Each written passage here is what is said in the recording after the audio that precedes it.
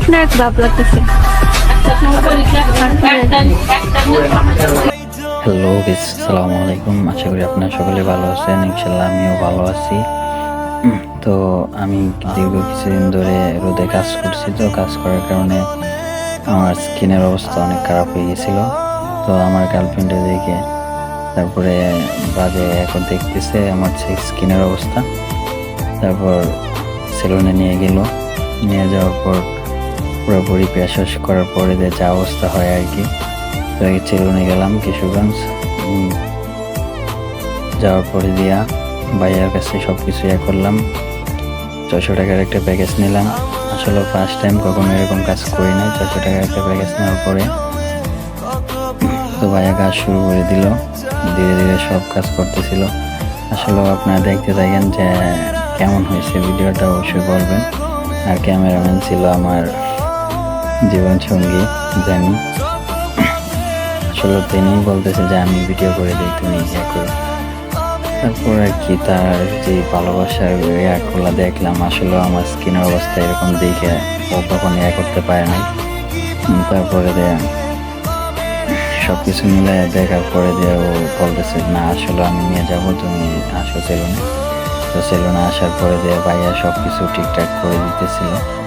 স্কিনের অবস্থা পরে কেমন হয়েছে দেখেন। আসলে প্রথম তো চুল কাটলাম হালকা করে, তারপর দাড়িটা কাটতেছিল। তারপর দাড়ি কাটার পরে কী হয় সেটা আপনারা অবশ্যই আমার সাথেই থাকেন, দেখতে পাবেন।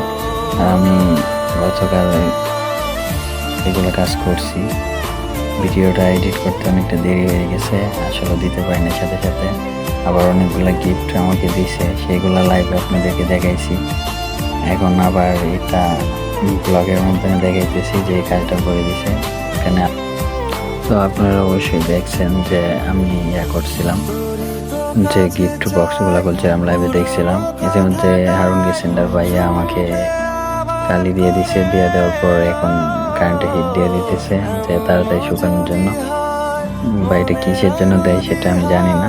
তারপরে দেওয়া শেষ, অল্প কিছু সময় অপেক্ষা করার পরে যখন এটা দেয়া তাপ বের হচ্ছে, তাপ বের হওয়ার পরে ওটা সরাই নেওয়া হয়েছে। সরাই নেওয়ার পরে ভাইয়া হিট দেওয়া চুলগুলো শুকাইতেছে। শুকানোর পরে আপনারা অবশ্যই দেখতে থাকেন কি হচ্ছে।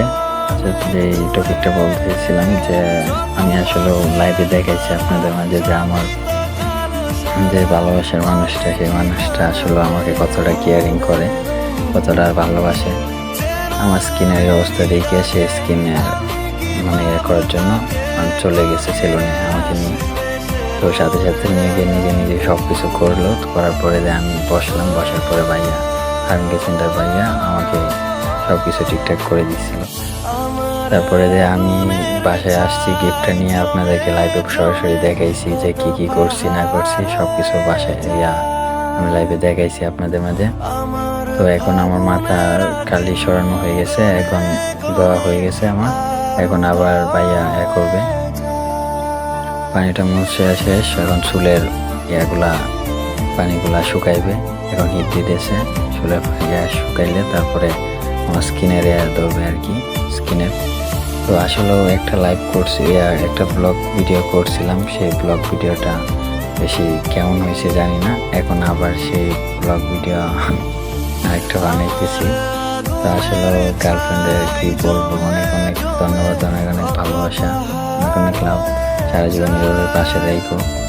তারপরে স্কিনে করার জন্য রেডি করে ফেললো। আসলে গার্লফ্রেন্ডের টাকা দিয়ে কে এরকম করছেন বা এরকম গার্লফ্রেন্ডের ধরে কেয়ারিং করে, অবশ্যই কমেন্টে বলবেন বিষয়টি কেমন হয়েছে। তারপরে যে বিষয়গুলো ভাইয়া কি লাগাই দিচ্ছে নিজেও জানি না। আর অনেক কিছু লাগাই দেওয়ার পর কিছু অনেকক্ষণ কষাকষি করলো আমাকে, ধরলে একেবারে ছিলাম কালা বানাই দিছে সাদা। পুরো আস্তে আস্তে বসতে পরে আবার এটা কি মেশিন নিল, এটা দিয়ে আবার কি টং করলো বুঝি নাই। আসলে ওইগুলোর নাম বলতে পারি না। ফার্স্ট টাইম আমি আসলে সেলুনে এরকম অনেক কিছু করলাম, কখনো করি নাই। আবার আমার গার্লফ্রেন্ড করে দিছে, আমার প্রিয় জান আমার বয়ে করে দিছে। এক কথায় না হয় এরকম কাজ আমি করতাম না। তারপর আমি রোদে কাজ করতে করতে স্কিনের অবস্থা যেহেতু বাজে হয়ে গেছে, তার জন্য আর কি এগুলা করা হয়েছে। তো করার পরে যে আপনাদের মাঝে শেয়ার করি যে আসলে চুল কাটার জন্য 600 টাকার একটা প্যাকেজ নিয়েছিলাম। নেওয়ার পরে যে নিজের কাছে মনে হয়েছে যে ধরা গেছি, কারণ আমি এগুলা কখনো করিনি। তো আপনারা যদি করেন তাহলে অবশ্যই বুঝে শুনে করবেন কাজগুলা। আর আমি আসলে বুঝি নাই, হঠাৎ করে আমি গেছি ওর সাথে দেখা করতে, তারপর ও নিয়ে চলে গেছে। আমি আগে কোনো যাচাই বাছাই করি নাই, তা কেমন এটা কোনো জানি নাই। নর্মাল একটা সেলুনে গেছি, যাওয়ার পরে 600 টাকা রেখে দিয়েছে আমাদের কাছ থেকে। তো এভাবে ধরা খায় না। তো আমার প্রিয় মানুষটা নিয়ে সকলেই অবশ্যই দোয়া করবেন যে এইভাবে প্রিয় মানুষের কার কার এইভাবে গিফট মানে পাইছেন বা এইভাবে এত কেয়ারিং করে কে কে আছেন অবশ্যই কমেন্টে বলবেন। তারপরে আমার সব কিছু করা শেষ, দোয়া টোয়া শেষ। এখন মানে দেখতে থাকেন যে ভাইয়া কি করতেছে আমাকে।